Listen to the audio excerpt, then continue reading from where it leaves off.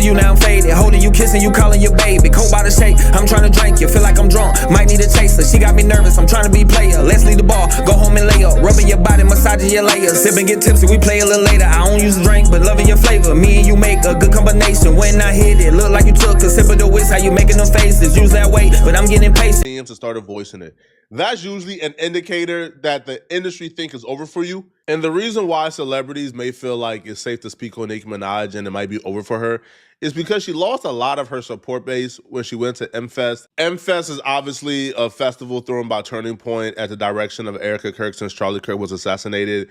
Now, Nicki Minaj sat down with Erica Kirk herself and they had a conversation about an array of things. I think at some point in this conversation, Nicki Minaj said that black folks make white folks feel unsafe and feel like they can't love themselves. Nicki said a whole lot of nothing during this particular interview. Now, some people just have a problem with her being there, right? They have a problem with her keeping the company of Turning Point and pushing their particular agenda. One of those people being Joe Budden, who is really good friends with Nicki Minaj. He has publicly denounced her and asked her not to call or text him. And he announced he's completely done with her on his podcast today. Let's get back to it. Yeah, let's do it. Nicki Minaj, Turning Point USA. She went out there. By now, you've seen it. I got a bunch of phone calls about it. I bet. I'm out. I'm done. That was it. That was it. Sorry, I'm gone. I'm gone. That's it. The last dance. That was the last candle on the cake for me. Sorry. Sorry, Barbs. Sorry, Nick. Don't call me. Don't text me. It is what it is. Sometimes how y'all move around out there does have an effect on how I view you, and this was one of them things. I'd be a fool to think that you didn't consider that before you did it. I'm sure. Which just says to me that you really don't give a I'm even more baffled. I don't even know how much of this conversation I could have. But they're so anti-transgender, which is confusing to me because I've been to the Nicki concert. That's the thing that fucks me up. If Nicki would have went to Turning Point, tap dance, spewed some anti-black rhetoric, and went home, I would have told you her career about to take off, man. She's about to reach new heights she never reached before. You know why? Because she just gained an entire, new support system from the MAGA right. And black folks ain't canceling nobody for being anti-black. Man, let's keep it honest, bruh. Black folks ain't canceling nobody for being anti-black. Look at Kanye, bruh. Kanye put on the red hat. Bro, we're still bumping Kanye songs a year later, man. Right? Ain't nobody give a damn. So the anti-black rhetoric to me was not gonna hurt Nicki because black folks ain't never stuck together to cancel somebody, bro. We were supposed to cancel who? Gucci? A while ago. We back to wearing Gucci. We were supposed to boycott Target. We back in Target.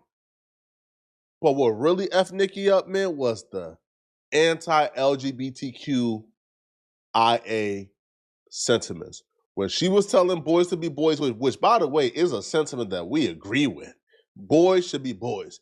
But her fan base are boys who don't want to be boys. The Barbs are not straight women or straight men. No. The Barbs are boys who don't want to be boys. So the fact that she was willing to alienate that community for Charlie Kirk, I said, yeah, it's raps, bruh. It's over with. Because once Nicki Minaj lose her teeth, because that community was the teeth of Nicki Minaj's entire image and brand.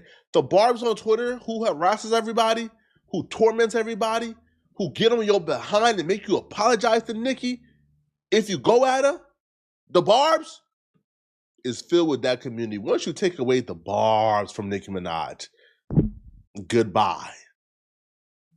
Right? Goodbye. The aura gone, bruh. And she drops an album, I think, in May. Good luck. I'm so confused by so much of what was said on that stage. Yeah, I watched the whole thing, hoping that maybe it was going to be impartial or there was a reason, but she was just echoing a lot of the shit that you would expect to be echoed. I remember highly disappointing. Oh, same.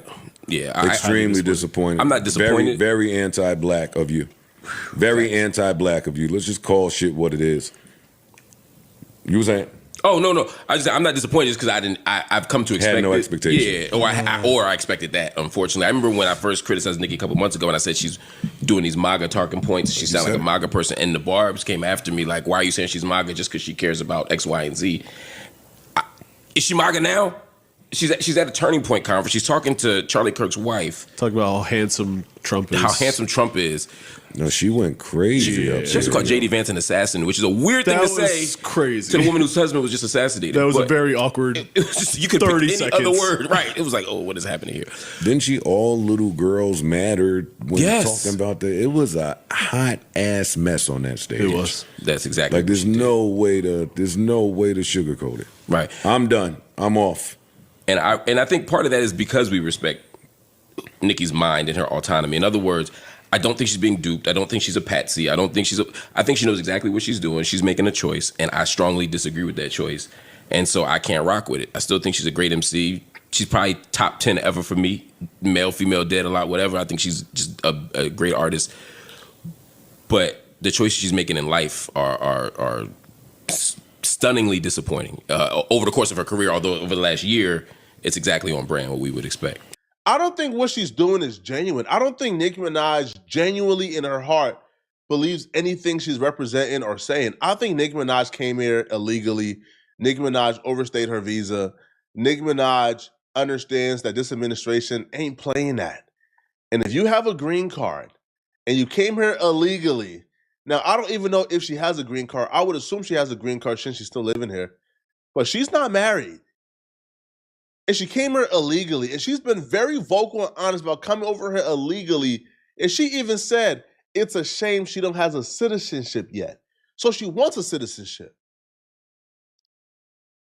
Yo, this administration is the wrong time to play savior of black folks, to play activists, to play anti-Trump as an illegal immigrant who don't even got her citizenship yet. So maybe she's doing this to win favor with Trump. Maybe she wants a permanent green card. Maybe she wants a citizenship. Maybe she wants Trump to override something with USCIS. I think Marco Rubio has that power. So I think Nicki Minaj is playing a long con game. But essentially, when it comes to this con game, though, you have to choose between she's already chosen, but your green card or citizenship or your rap career. She chose the green card and the citizenship because the rap career to me ain't never gonna be the same again. I can't listen to a Nicki Minaj song and get that same feeling. I listened to the Monster verse the other day. Man, I said, it didn't even feel the same no more, man. And quite frankly, I'll be real, bro. If I'm her, I'm choosing the rap career, bro. Nicki Minaj is a multi-millionaire. Nicki Minaj could move to any country in the world and live comfortably. Bro, she could move to Dubai and live comfortably. She don't need to live in the United States. I guess she's been here all her life, so that's the only thing she knows. But but selling out to this extent for a green card, man, is even worse than popping coochie for a green card and getting married. I guess where my brain be stuck on is an ounce of black is black enough for me. A drop of black is black enough for me. Okay. So when you stand next to certain people that have made their agendas very clear as it pertains to black people, then that means you're complicit. Yes. Or in agreement. Okay.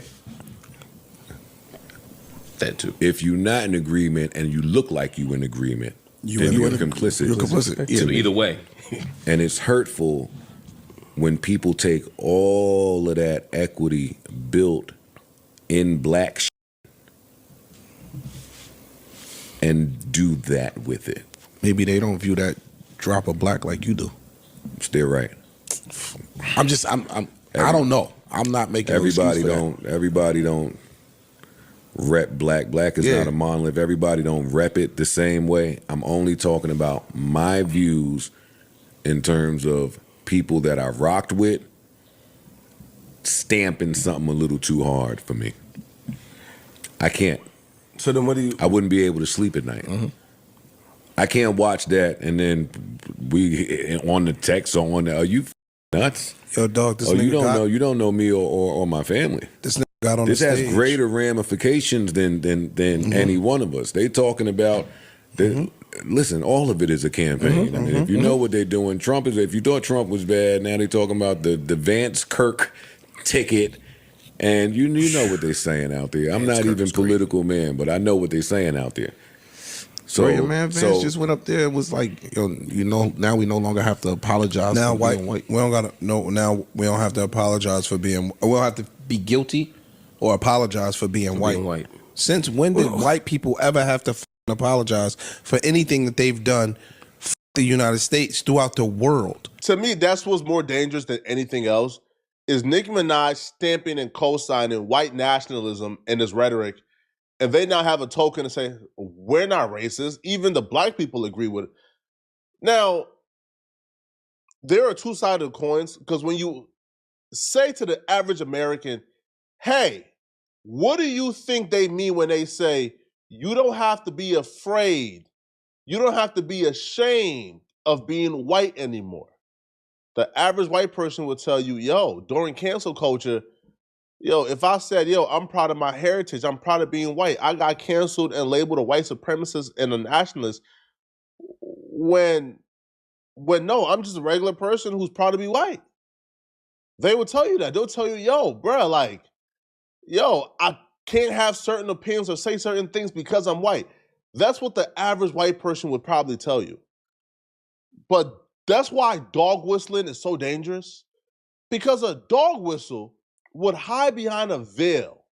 The veil is, see, white people, right? We're talking about how cancel culture had you guys afraid to be yourself and to express yourself.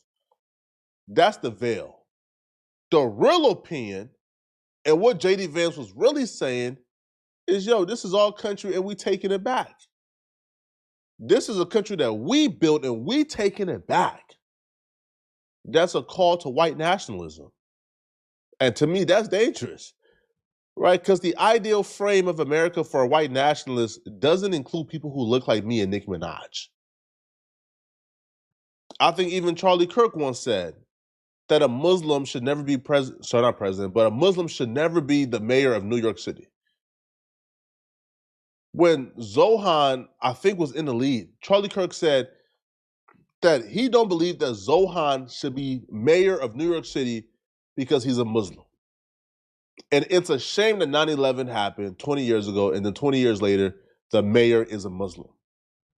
He didn't attack his philosophy, which he probably could have. He didn't attack anything else. He says Zohan is a Muslim, and a Muslim should not be the mayor of New York City. Framework like that,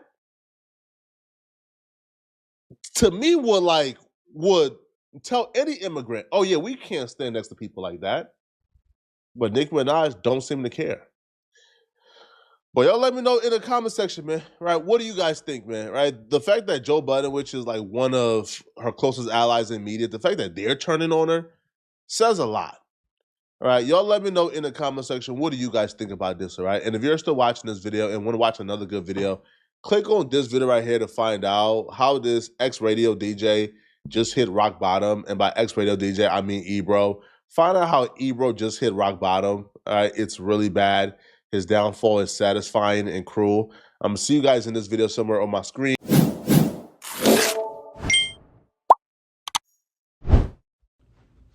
Appreciate you for clicking on the video. Before you go, make sure you like, comment, and subscribe. And I'm out.